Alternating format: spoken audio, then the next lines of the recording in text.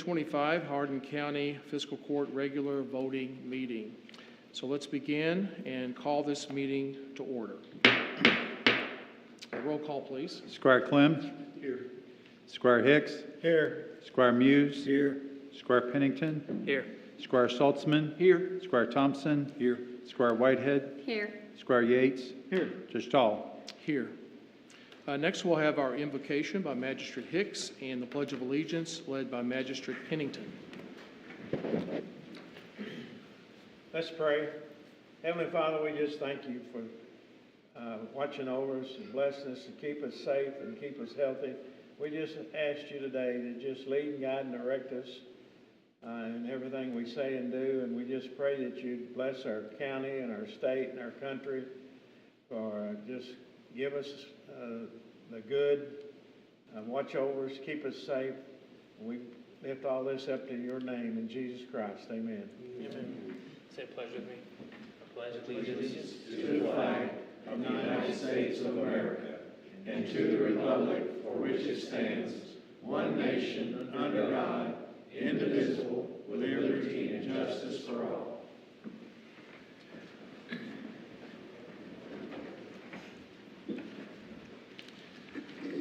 All right, next, I have a few comments to make today before we really get going. Start out by, again, thanking all of you for being here today. It's great to see all of you and others that are watching on TV, and appreciate your interest in what's going on in your county. Just take a moment to review what looks like a short agenda today. We'll go through some our minutes and approve those.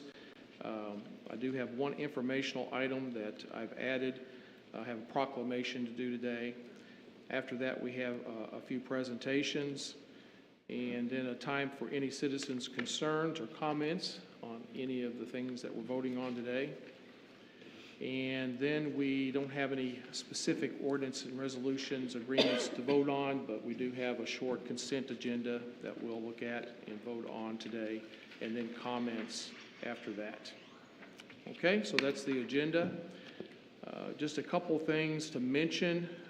As everyone knows, we're still in a government shutdown, although I'm hearing on the news a little bit that things may be moving in a good direction today, so I'm hopeful that that is going in that direction. The impact, especially here in Hardin County and with Fort Knox here, is a very large impact. Most people don't really realize the families, all the families that specifically are having trouble making ends meet because they're not getting a paycheck. And then the impact that has on all of us, and we all know people that are struggling.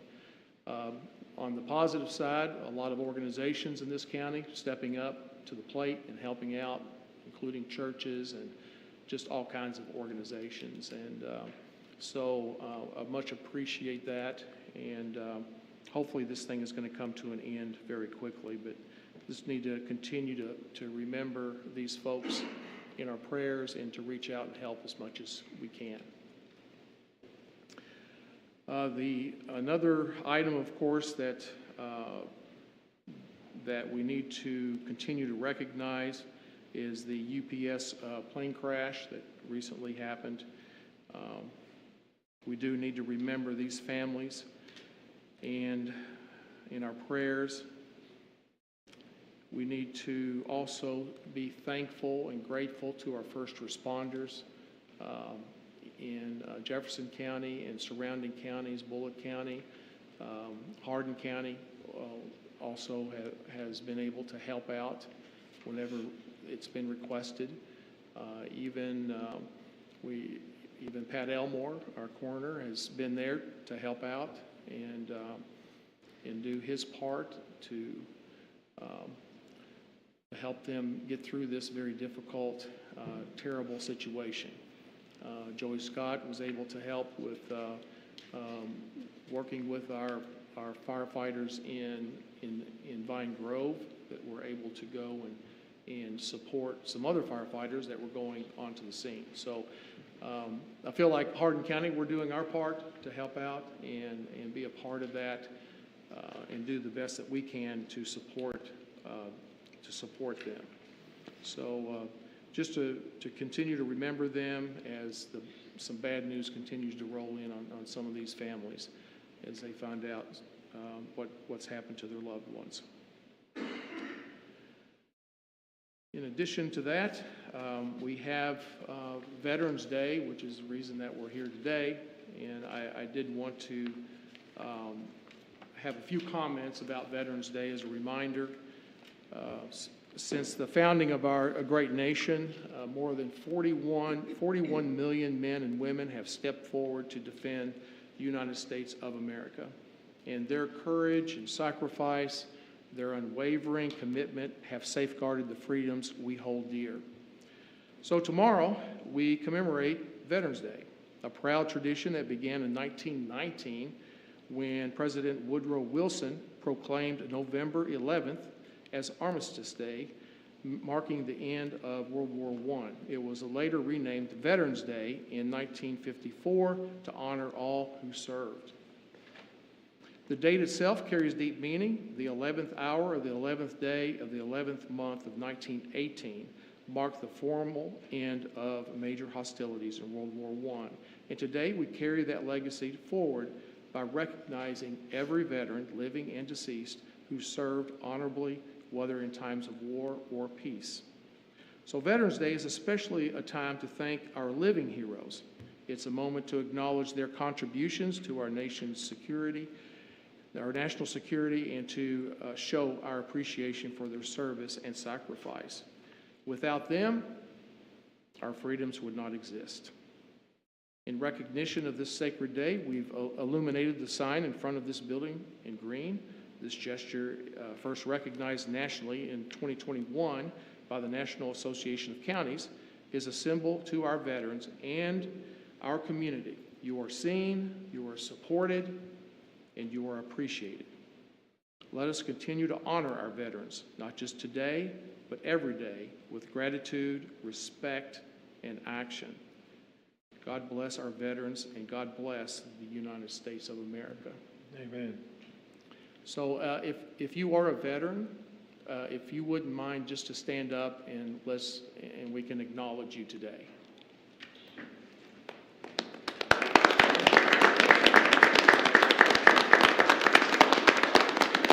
Thank you. Thank all of you. Appreciate you very much. Okay. At that, we'll move on to our next item of business, and that is to approve the Hardin County Fiscal Court October 28th, 2025 minutes. I need a motion to approve. So moved. Okay, moved. Second? Second. Second. All right, any discussion? Hearing none, we'll have roll call, please. Squire Clem? Yes. Squire Hicks? Yes. Squire Muse? Yes. Squire Pennington? Yes. Squire Saltzman? Yes. Squire Thompson? Yes. Squire Whitehead? Yes. Squire Yates? Yes. Judge Tall? Yes, motion passes. All right, next, just one informational item today. It was late in coming in, but there was a request that we would acknowledge some very important people that help us out in our time of need and in our health care. And so I'd like to read a proclamation today and just to acknowledge these folks. There's 231 advanced practice registered nurses who live in Hardin County. And this week, we celebrate this November 9th through the 15th, 2025, as the Registered Nurse Week, NP Week, here in the Commonwealth. So in order to do that, we weren't with the quick, just came in today to do this, so kind of had to pull this together pretty quickly. And I don't think there's actually a registered nurse here today to hand this over, but we'll set that up at a later date, maybe next week, to do that.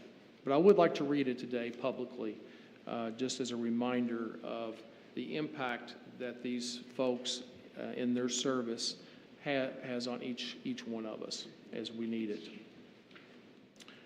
So this proclamation, whereas nurse practitioners play a critical role as trusted providers of health care for patients in Kentucky, and whereas NPs work to expand health care access in underserved communities, promote health equity in care, and whereas NPs provide high-quality primary, acute, and specialty health care services while emphasizing health promotion, disease prevention, health education, and counseling, guiding patients to make smarter health and lifestyle choices every day. And whereas more than 5 decades of research demonstrates the high quality of care provided by NPs, and whereas better utilization of NPs through modernized state laws and improved policies creates better health through a more accessible, efficient, cost-effective, and higher quality healthcare system. And whereas NPs serve as the primary care provider of choice for many Kentuckians and play a pivotal role in the health and welfare of our communities. And whereas Hardin County is proud to recognize and honor the service of NPs to our county and state. Now therefore be it resolved on behalf of all the citizens of Hardin County, I do hereby proclaim on this 10th day of November 2025 as Nurse Practitioner Week. Let's give them a hand.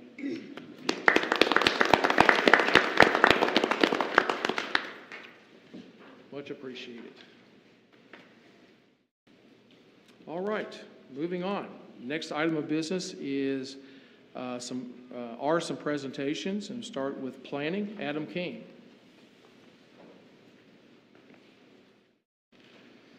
Good afternoon. Good afternoon. All right, I've got September and October's report. Start off with a couple things that went before the Board of Adjustment. So this was a permanent accessory dwelling. We're out on Fuller Road there near French Lane, which is a private gravel road.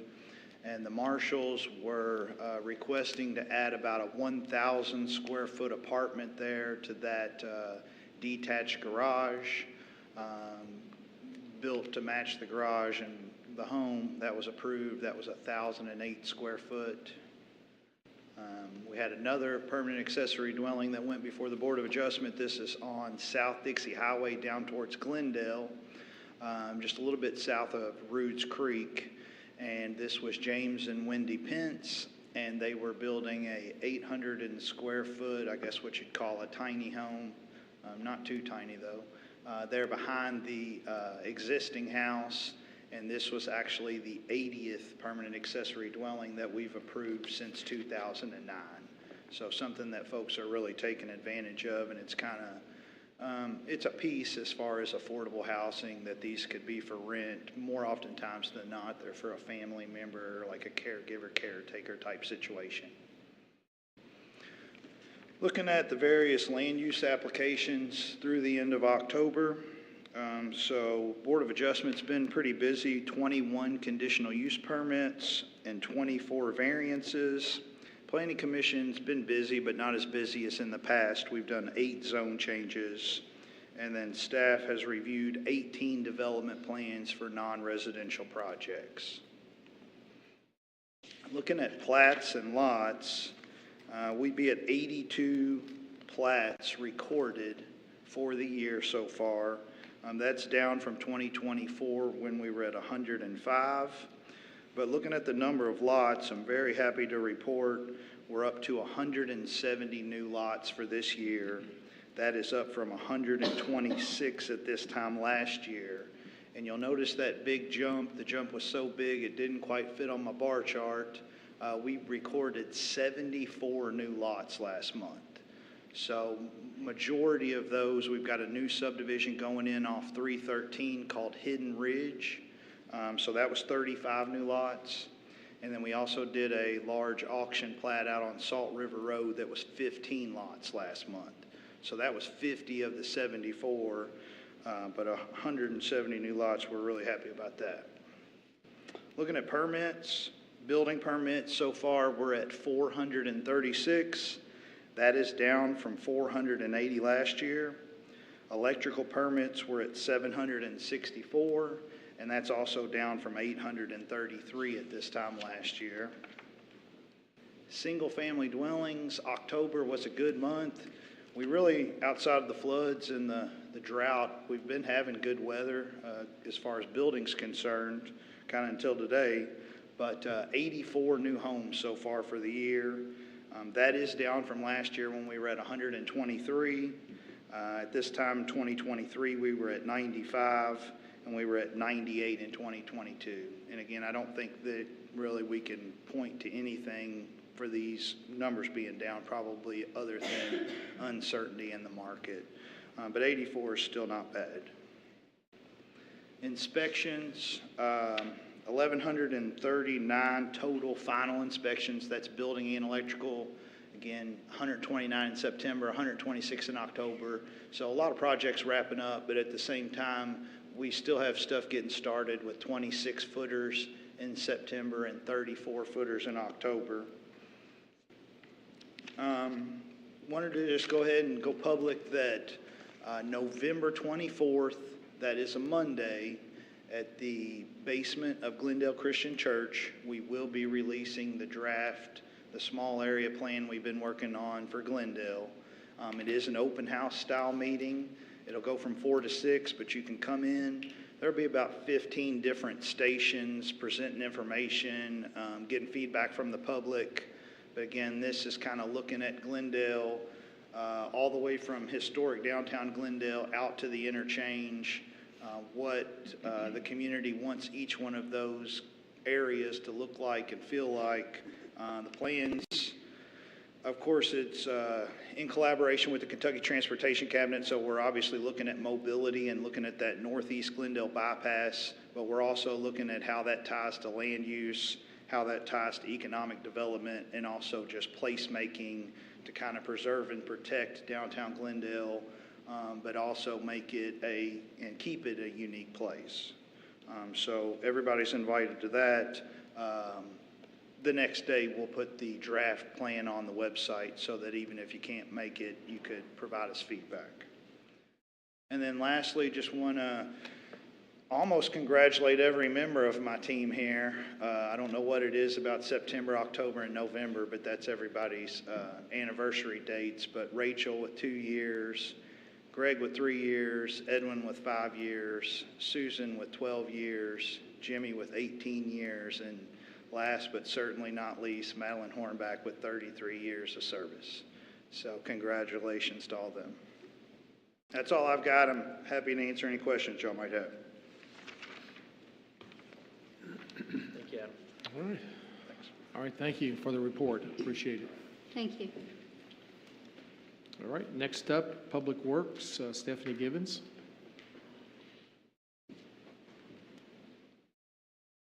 Good afternoon, Judge and Magistrates. Good afternoon. So I have the Solid Waste Code Enforcement Activity Report. For the deceased farm animal removal, for September we had 36, and for October we had 21. So that shows you a total there for 2025 of 214, and we're right in line with what we had for 2024, which was 213. Our free landfill service day was held September 9th. We had 509 total vehicles come through, 279.95 tons of trash that come through, 70 degrees for that day. So seems like we usually get a few more cars when the weather is rainy or colder. So it looks like we were down a little bit from 2024 to 2025. The Code Enforcement September report, as it stood in September, we had 4 cases that were new cases opened, 10 cases were closed with 49 outstanding cases, and you can see there at the bottom of the page there the breakdown on how those come in. For October, 4 cases again new, 8 cases that were closed, 45 cases that were still outstanding. On our document shred event that we do every month, for October we had 102 vehicles with 108 bags. On November, we had 86 vehicles with 103 bags. There's the chart there that shows you how it was broke down for 24 and 25. Every year it seems to continue to increase, so that's a positive. We've had lots of great feedback from this event. Lots of the general public love coming to this event. Our next document shred day will be our last one for the year, December 1st. Again, it's going to be from 1 to 2 p.m. and it will be at the County Road Department there on Bacon Creek Road. Here's a list of our current drop-off trailers for recycling for September and tonnage that had came in through those trailers. Your breakdown for cardboard, plastic, newspaper, tin and steel cans, and aluminum cans. And there's the same report for October.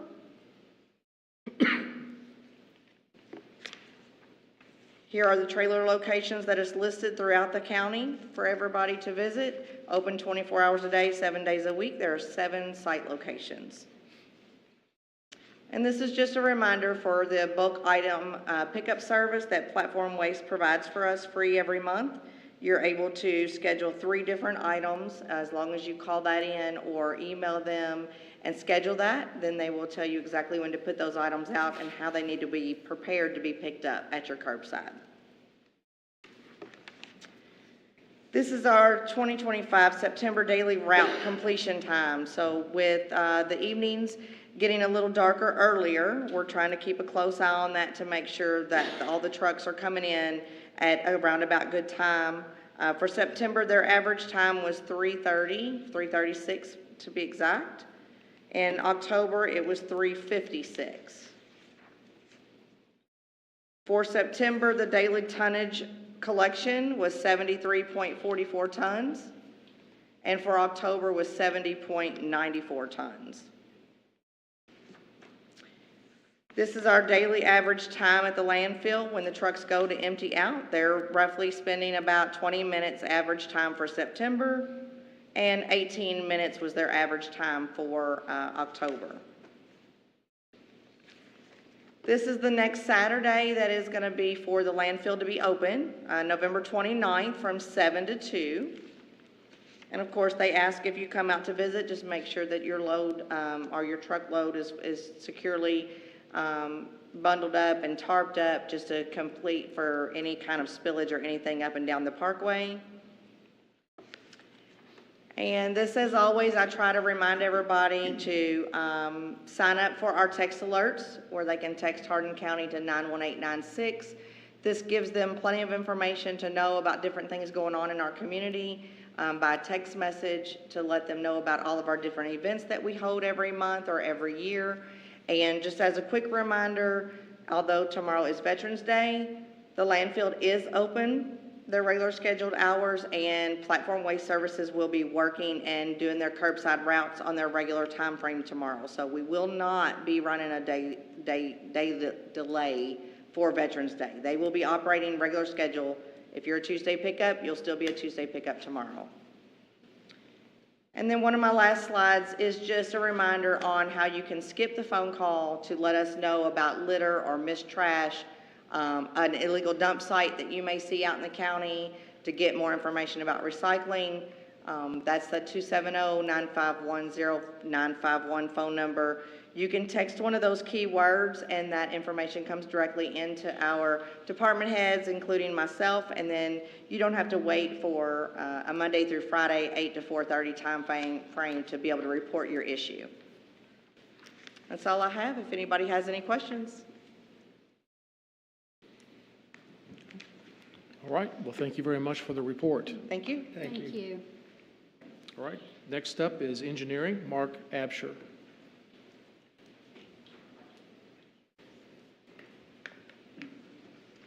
Hello, everyone.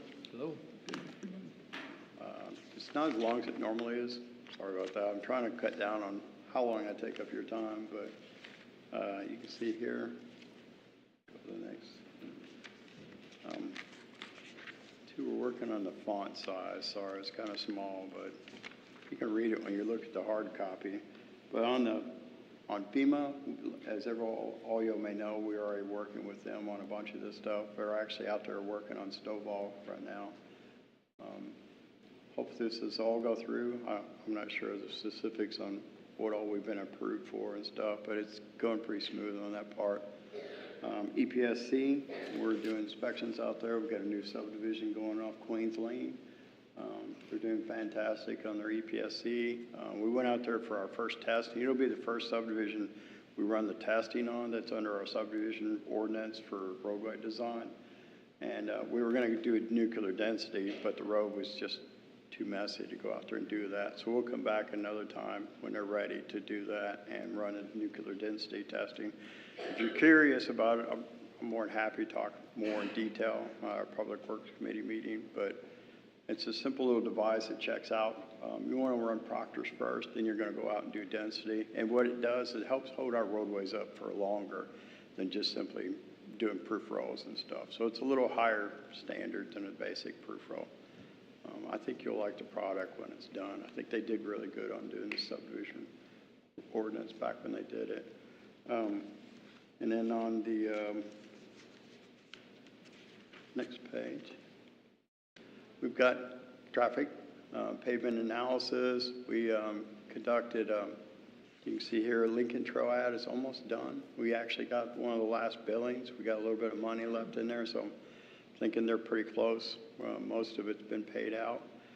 Hopefully what they'll do next is they'll give us an analysis, a GIS map readout, so we can look at that, see where the roadways are, see what kind of condition they are based on what they give us for feedback. And then we can use that, which feeds into the later discussion I've got coming up about LARP. And we'll use that to kind of show this day, hey, these roads really are as bad and these are our priority. And we are working on getting this caught up. Because the worst thing you can do is just sit on the roadway and let it go and go and go. So county road parking, we're working on that. We're close. And we'll bring it up at Public Works meeting. And then road safety reviews, we're still, I begged, I pleaded, done everything I can to get the data back from them. And what we end up having to do is just go back out and reproduce. I just want to hit one roadway, go through it, figure out what we need to do, and just do it internally. And whatever we can't afford, we'll just have to put that on project list. Bridge spreadsheet, had the state consultant come down, and we spent probably 6 hours going to all our different bridges, looking at them. He really likes what we're doing with Hardin County. I'm working on a spreadsheet to actually help analyze which bridges we should prioritize. Obviously, you want the red ones first, the poor ones, and you work your way through the list. But I'm putting up a factor in there too, because of your poor ones, of your next ones, just because it's in a certain condition doesn't mean it can't hold off a little bit longer. It's based on ADTs and things like that. So, and then KYTC, Meeting Creek, pavement analysis, KYTC funding. Another information source I've been trying to get, where's this money? Where can we, what's our status on that? We'll hopefully get something soon. We've actually met with, I think we brought it up during our meeting with the senators and the congressmen that could they please fund us that information? Where's that money? Because we've got, at the time we had 4 poor bridges, 2 of them would be taken care of with that funding. And it'd be our last 2 poor ones at that time. And just to give you a heads up, if you do look at the spreadsheet sometime, we've got more bridges that went into poor, not because anything we did or didn't do for maintenance or anything like that. They have a higher criteria now for establishing whether you go good, fair, or poor. And then city, county, CCBIP money. We're at the meeting with the governor, and he was talking about with this shutdown, statewide, we may not be budgeted as much as we were before for that, but I'm still going to push forward and see what we can get. And now I get to talk about Meeting Creek. It's on my mind. Meeting Creek, they said that they're going to let it in January 2027. And so I got to get more details on what's all going to be involved. More specifically, what did they mean? When do we need to close that area? And so we'll coordinate with all you guys on that. But it is significantly over what the estimate was so far. And once I get more details on that, I'll send that to you as well. And then back on LARP, We helped out with picking some of those roadways that were submitted to the state. Not all of them, some got added, but I'm hopeful on that we can get some good money out of that. And in KYTC, we have a meeting with them once a month or so over at Lincoln Trailhead, and we talk with them about different projects they're working on, and we're hugely benefiting from those programs. We have probably the most significant of any counties in the area of amount of contribution KYTC is working on for projects. Of course, that also includes ETOWN, the big project there, and other ones like that. And then the last one, I get a lot of requests. Let me switch it for you, sorry. I get a lot of requests regarding sinkholes. Best for people to go to this website and look at it, because those things aren't something you want to play around with. You don't want to just cover them up in dirt and pretend they're going away, because they'll find another location. You don't want to really mess with them too much. People are asking me, well, what if we rip all the trees out? I'm like, don't do that either, because that tree kind of helps hold some of that structure up. So, and that's kind of it for me. If you all have any questions or anything. No questions? All right, thank you, Mark. Okay, Mark. thanks. Yeah. Ask you, you kind of tailed off on me on bullet point 7 under traffic. Yeah. What'd you say about the government shutdown? What effects it have on that bridge, Gaither Station Bridge? Well, they're trying to budget the state budgeting, and they specifically said, you know, be aware that there may not be as much money available for CCB and BIP grant money. Just be aware of that. But that's not fact yet, so I don't want to go too much detail on it. But because we're having to pay for additional services that weren't provided by the federal government, the Kentucky budget was a little tight. And it's all in paper, too. I mean, all this Well, originally that was under the 80-20 program, right? Right, and they moved it over to CCBIP money, which is another source of funding. The 80-20 means the state pays 80,000 and we pay the balance. Right. What was the balance, do you recall, on that project? What was it going to cost to the county? For Meeting Creek? No. Oh, no, Meeting Gaither Creek. Station. Which one? Gaither Station, the 80-20 program we had. And that's another thing. I want to try to shift it over to that, to the CCBIP money, and that'll be my top priority. Because if I can get that in time, we may not have to pay anything out of that other than just engineering fees. Right, that's about $10,000, I understand. Well, for engineering fees? Yeah. That's a ballpark. We haven't actually got the RFPs on that, but it would be probably around that much money. So instead of paying 20% for it, we get less. Well, that's what I'm driving at. Instead of paying 20%, we're going to be out the engineering fee, and the state will pick up the balance, correct? Right. Okay.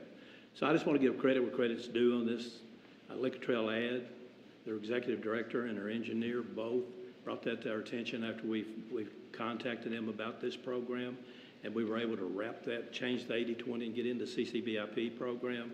So I just want to make sure that instead of the taxpayers of Hardin County paying $125,000, we're only going to be paying $10,000. So I just want to make sure we all understand. Well, for the record, I was already going to work towards that, and I met with Charlie, and we talked, and he said, Mark, do this. And so and then I contacted the state for compliance. What do we need to do for that? So she said, once you get this approved, you can give that money, that $80,000 that we're going to use for that goes back to the state. And you have to make sure that goes back to the state. But I've heard this too. It's not the first time it's been brought up to me about them coming up with this first. But Charlie's awesome at these programs, and I'd love to have him help out with some of this down the road. But I originally was already thinking on this. There's just so much going on with Hardin County. I didn't have time to address every single thing that comes in like I would like to. We're still short-staffed. And so just for the record, I know I've heard that too, but it's not. I mean, just because they brought it up to me doesn't mean I'm not already working on it. Well, we'd already approved the 80-20 though, my point, so. Oh, I understand that. If you were aware of it. Well, he was aware of it at that time too when he did the 80-20, that you could have used CCBIP money instead. Well, I was involved in that process, so I understand what happened, so thank you. Oh, you're welcome. Anybody else? All right, thank you, Mark. Appreciate it. You're welcome. I do appreciate all your hard work. very much. There's a lot going on. All right. That concludes the presentations. There's some other written reports that you have access to. And so we'll move on then to the next agenda item, and that is citizens' concerns, comments. Anybody? Yes, sir. Good afternoon. I just wanted to mention for anyone here and also people listening and watching at home about mobile tax collection. We had our first mobile tax collection Saturday at Upton, Sonora, and White Mills, and had our biggest. It was a record there at all three locations. We were proud to have a 92-year-old military veteran come into Upton to pay his taxes, and had a 96-year-old veteran come in at White Mills paying their taxes. That and very inspiring. Just wanted to let everybody know tomorrow we'll be at Radcliffe Fire Department from 9 to 11, Vine Grove Fire Department from 11:30 to 1, and West Point City Hall 1:30 to 3. On Saturday, November the 15th, West Hardin Fire Department, the western station there on 84, the old 84 fire station, will be there from 9 till 10:30, and at the 86 Fire Department from 11 till 12:30. And also, I just wanted to thank and recognize all the veterans, all the military veterans that serve in the Hardin County Sheriff's Office, and thank all of our veterans. We truly appreciate them. Thank you. All Any right. questions of me? Thank you. All right. Thanks, Sheriff. Okay. Anybody else? Okay. Seeing none. Saw a hand raised back there. Does he want to come up and make a comment? Okay. All right. We'll move on then. And we have our consent agenda. We have 4 items here. The first 2 are financial, and these are November claims and October recurring claims, utility claims, these types of things. And item B, which is Resolution 217, is related to approval of some financial transfers. The next item, C, which is Resolution 218, this is related to approval of some EMS personnel. And then the last item, D, is Resolution 219, and this is related to approval of a surplus vehicle in the Judge Executive Department, and it's a 2012 Ford Explorer. Okay, that's what's in the consent agenda. Does anyone disagree with or want to remove any of these items? Okay, hearing none, then is there a motion then to approve the consent agenda items? So moved. Second. Moved and seconded. Did you get that? Yes, I got Squire Thompson moving and Muse second. Second, yes. Okay, we'll move on to roll call. Squire Clem, Yes. Squire Hicks, Yes. Squire Muse, Yes. Squire Pennington, Yes. Squire Saltzman, Yes. Squire Thompson, Yes. Squire Whitehead, Yes. Squire Yates, Yes. Judge Tall. Yes, motion passes. All right, next we'll move on to comments. Our county attorney, you have anything? I don't, thank you. All right. How about our county clerk? No. All right, and then we'll go on to our magistrates. Magistrate Yates. Just want to remind everyone, our next emergency service meeting will be Thursday, November 20th at 3:30 p.m. All right, thank you. Magistrate Saltzman. Yes, I'd like to take a moment and recognize Veterans Day for tomorrow and express my gratitude to all those that have served our country. Their dedication and sacrifice has allowed us the freedoms we enjoy every day.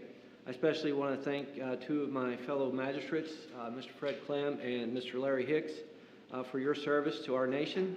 Gentlemen, we appreciate you and all veterans for what you have done to protect our way of life. Thank you. All right, thank you. Magistrate Whitehead. Just ditto on what Magistrate Saltzman said. Thank you, Magistrate Hicks and Magistrate Clem for your service. Truly appreciate that. As well as I'd like to thank all the veterans that have served our country and made sacrifices for all of us. Also, I want to again express my concern and to let folks know that they're still in my prayers, those that are affected by the government shutdown, and hopefully we will see the end of that in the very, very next few days. So I think we're going to finally see the end of it, although there are some other things to be worked out, but you are in my prayers. Our next Resources and Community Support Committee meeting is Monday, November 17th at 3:30. Thank you. All right, thank you. Magistrate Clem. Yes, the next Finance Committee meeting will be Tuesday, November the 18th at 3:30 across the hall. Appreciate the comments about the veterans. I've been a Vietnam veteran myself, and I know Larry Hicks, Vietnam veteran as well. Just kind of want to take the liberty to special shout out to my brothers and sisters in the Vietnam veterans. And tomorrow at 11 o'clock at the Nature Park, there will be a veterans ceremony. The public's invited. It's always a very, very, very good function. I would invite the public to come out and take part. Square, I don't mean to interrupt, but it's been moved to the American Legion Park. The American Legion building, I'm sorry. Oh, has it? I just saw that come in while we were sitting up here today. I apologize for interrupting. No, I appreciate that. People are showing up with a lawn chair and they wouldn't have to. And I also want to remind folks not to drink and drive and not text and drive. You thought I missed it, didn't you? All right, thank you. Magistrate Pennington. Yeah, I just wanted to ditto what Magistrate Salzman said. Just super appreciative of all the veterans, including the two that we serve with on this court. So thank you all. Thank you all the veterans that serve our county in different ways and different capacities for the Sheriff's Department, EMS, etc. So thank you all. All right, Magistrate Thompson. I could certainly reemphasize our thanks to those who served us so well. Thank you. Thanks. Magistrate Hicks. Yeah, I just appreciate what you all said about the veterans, and I thank you, and I know Fred thanks you, and I just hope every veteran that is still here with us has a great day tomorrow. We owe you all the gratitude that we can give you. All right. Thank you. Magistrate Muse. Yes, I'd like to thank the veterans too, especially two serving on this court. Saturday, the Vine Grove had a veterans parade, and there was quite a big, large attendance by the veterans. And the next Public Works Committee meetings Wednesday, 19 November at 3:30.